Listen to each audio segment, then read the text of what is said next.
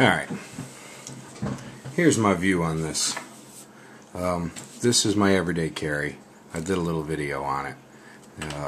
My multi-tool, my CRKT M16 knife, my Victorinox, and my solitaire mag light.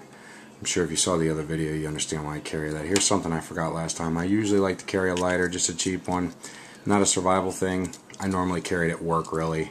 Working around paving equipment and a lot of heavy equipment. Sometimes you need to start some torches up, and strikers seem to disappear magically. Sometimes you need it to start a small fire or to get some electrical connections melted on, and it's just handy to have, but not necessary. I know someone who's big into the everyday carry thing. He's got a bag, carries about 15 pounds worth of stuff. He has no need to carry it like the apocalypse is coming.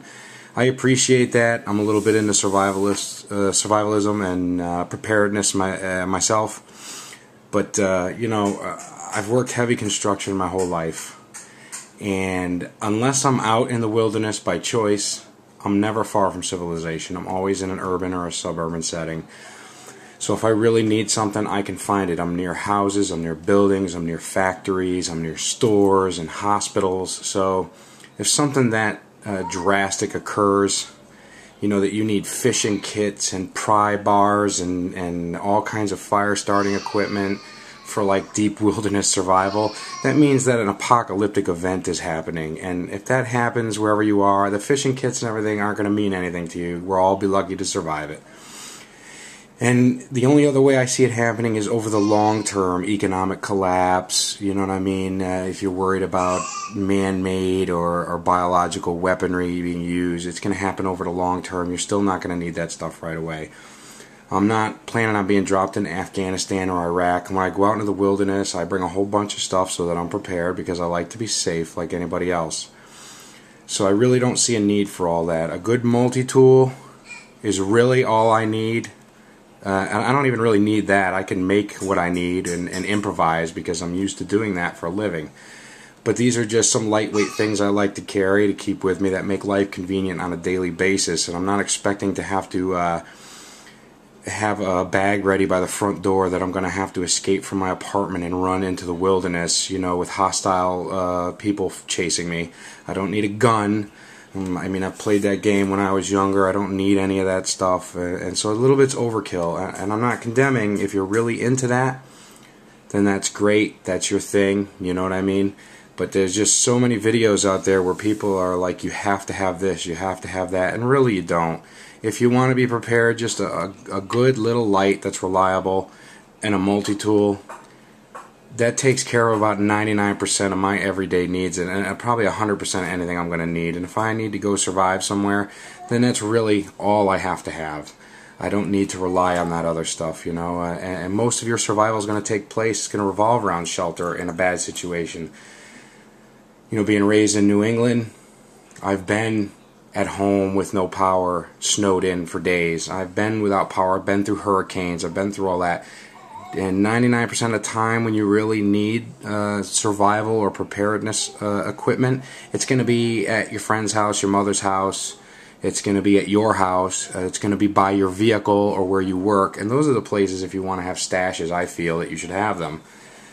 I mean, you know, my wife's car has stuff in case she gets stuck in the snow, and water and a first aid kit, and it's just common sense to have that stuff. But I feel a lot of people that have these huge tactical spreads of everyday carry is just a little bit ridiculous. Unless you're a part of the SWAT team or law enforcement or something, you expect to spring into action every second. When you evaluate your life and look at the times that you ever really needed any of this stuff, I mean, you could probably stand to pare it down, you know. I don't really need this, and I don't go everywhere with it, but I like to carry it because it comes in handy, usually at work. Really, these two I have with me all the time. This is just like a personal care thing, and it's great for digging out splinters and cleaning your nails and trimming ripped clothes or whatever you need. You know, the light is handy for finding things dropped in dark places. I've been out at night where I needed a light. You know, I've been in buildings where the power's gone out, and it can get very dark in a building even during the middle of the day. So it's a good idea to have a very simple, tough, reliable light that you trust. The multi-tool, really, I repair everything with it. It never replaces a proper tool. I always use proper tools at work, you know. But in a pinch, when you need something, you got a Phillips head, you got a can opener, you got a screwdriver, you know, a wire stripper, crimper, wire cutter, a pair of pliers, a decent pair of little scissors. I mean, it's just nice to have. And I personally don't see the need for it. I look at other people's videos and I enjoy it. My view, I don't personally understand it other than being some kind of a recreational hobby. You know, it's fun to come up with scenarios. But as far as carrying that, like I said, I know a gentleman has no need. Walks around with a bag, must weigh 15 pounds. Got pry bars and pliers and zip ties and duct tape and massive 3-people first aid kits and radiation radgon treatment pills, and I mean it's just a little much, I think. I don't personally expect the world to end anytime soon, and I don't expect it to come to an end very quickly, so I'm not really concerned with that. So most of these things reflect my needs on a day-to-day basis at work and at home and when I'm out and about town, and I think that's what everybody's everyday carry should be, really what they feel they would need in a day-to-day basis. If you evaluate your life and what you needed, you know, I mean, this alone is priceless for the times I've had to take something apart or put something together or reach into a tight space and grab something. You know, like I said, personal care, a light, and the knife is just, I really carry that out of habit because I carry it at work and it's invaluable for cutting heavy, thick, oily rope. I've pried with that CRKT knife when I'm not supposed to. I've really put that knife through hell, and it's really stood up. And if I have to buy another one, if something happens to this, that's the one I'm going to buy, because it's really, really stood the test of time.